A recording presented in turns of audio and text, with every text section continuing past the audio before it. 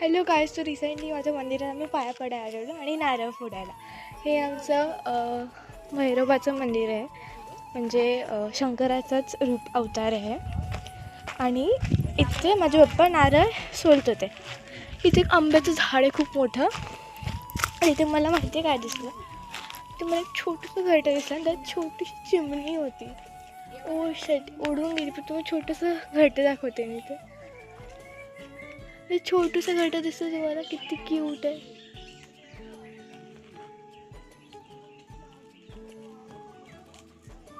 त्यात खूप छोटीशी चिमणी बसली होती. म्हणजे प्राण्यांचं पण बघा ना किती छोटंसं घर.